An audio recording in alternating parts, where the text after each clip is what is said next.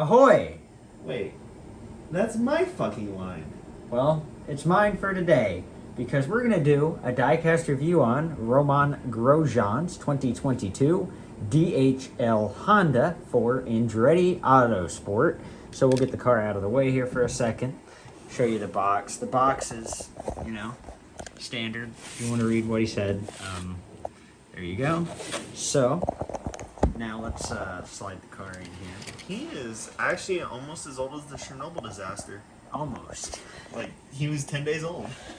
So here's the car. It's actually quite a bit different from last year's car. If you want to slide that in here, you can see the there's a little bit more design here on the nose, or on the rear and on the nose. It's on a road course kit.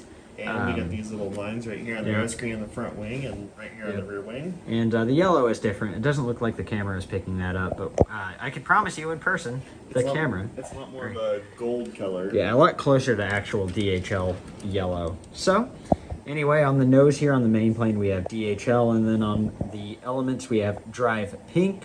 Going up the nose we have the Andretti Chrome nose, Dallara, Capstone, AutoNation, Napa, Gainbridge, DHL, Honda, NTT Indycar series, the new 28 DHL and AutoNation on both sides of the inlet for the aero screen. On the aero screen you got DHL.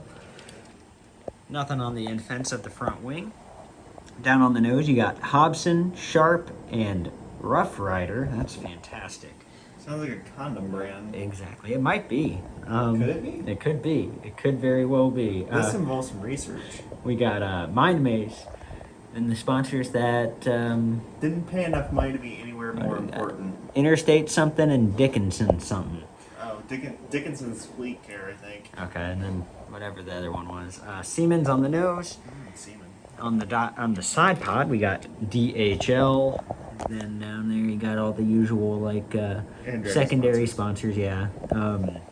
AutoNation on the side. Then of course 28 Romain Grosjean.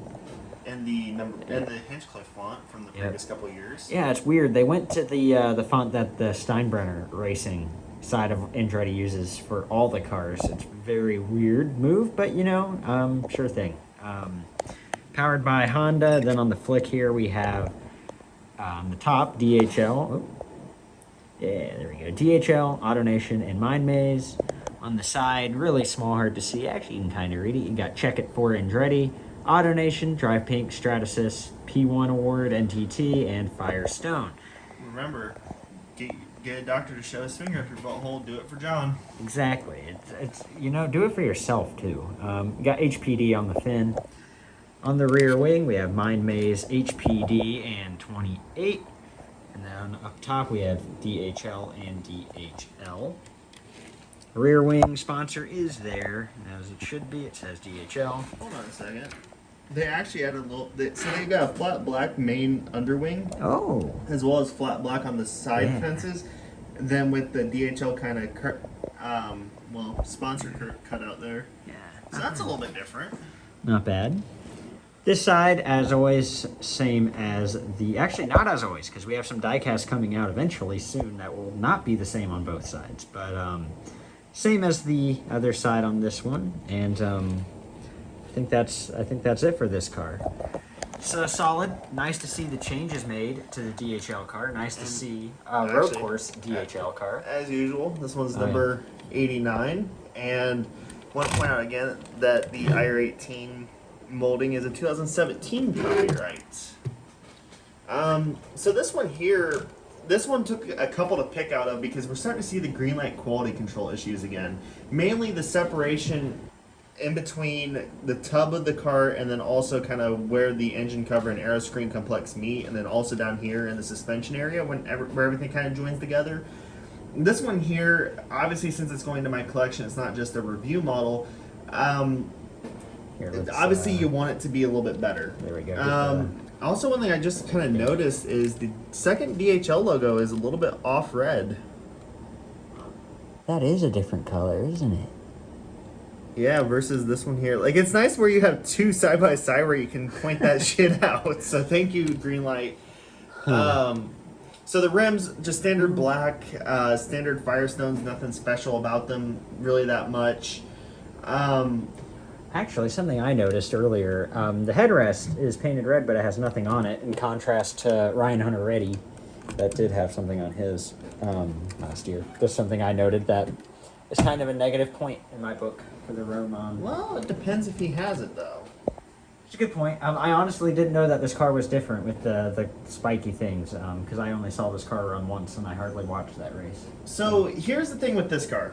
The livery is slightly different. Now, this is the only Andretti Autosport livery to have this extra little red sliver here, which all the other ones, and luckily they came out with a bunch of the 164s, so we had the Herta and the Rossi and all those to compare it to. This one deviates from the standard kind of Andretti livery that we've seen. Now, the Hunter Ray last year was right in step toe with it, but this one is a little bit different here and there. So, a lot of people are going to buy this car. I mean, again, there's still a lot of Romain Grosjean fans out there. I think he's a little bit of a crybaby, personally. But I digress. IndyCar needs those types, though. Yeah, it keeps it interesting. We need someone to get pissed off and throw fists. Oh, yeah. But, you know, people are going to buy this car. Now, is this one going to be the best-selling Grosjean DHL car this year? Probably not, because they are coming out with the Delivered with Pride car that he raced at the Indy 500 and Ryan Hunter-Ray raced last year at Detroit. I wanted later it on last this year, year. too, to be fair. Well, we're actually getting it this year. So that one, and I believe that one's on the road course too, isn't it? It's on the oval. It is? It should be, anyway. Yeah, I was curious. I mean, we've seen the 164 only at this point, but I'd imagine. It throws some Indy 500 wheels on it. I'll be disappointed if they don't. Yeah, and if it's on the road course kit, then I'm going to make it a Hunter Ray. Yeah, might as well. But I mean, you know, here's the thing. If you have the Hunter Ray car from last year, is it worth spending another $75-$80 to get the Romain Grosjean car? It's different enough, and plus it's a different driver, and it's on the road course kit. I mean, looking at them side by side, I'd say, yeah. It is kind of cool having the same car. Almost, quote, same car. Actually, this is a problem we're starting to see come back. The front suspension busted. I've noticed that. Even in the green light sample photos, which is green light. There we go. It is different enough to warrant at least consideration. I don't know. It's interesting. It looks very good on the road course car, and I think all of these cars that have came out on the road course cars have looked better than they would on the oval. And I said this before on the Willpower review last year. These cars look a lot more balanced. They don't look, you know, very center heavy as they do, say, on the oval configuration. The oval configuration, don't get me wrong, looks very sleek, but it looks very heavy in the center of the car. The road course version with the bigger wings and everything definitely looks a lot more balanced of a race car. But how it is in relation to this car, I think it looks very good. And again, a lot of people are going to buy it because of the driver, which I don't blame you. I'm not a huge Romain Grosjean fan myself, but it is a decent car. However, this is not my review, so it's your task to give it a rating. So, out of 10, I'll give it a 8, 7.5 or 8. There's nothing wrong with it. It's a good car. I mean, it looks good. I don't notice anything like glaring me in the face that's wrong with it, and it looks good. I like the additions to the wings for the DHL car, and I like how it's actually a different from the other Andretti liveries. It's kind of cool to see that for once. So yeah. And also, I mean, it's worth knowing that DHL has really kind of stepped back on their commitment this year because he's ran so many different liveries. Now, it's either that or all of the different sponsors that came on board have just kind of paid more. But, I mean, it's really a question of how long is DHL going to stick around still? Yeah, it's been 10 years. No, 11 years. And then they've been the full-time for 8, something like that. So... You know, and I mean, again, DHL's just been around forever. I mean, hell, over yonder, over here in this corner, you can see the 2017 Hunter Ray.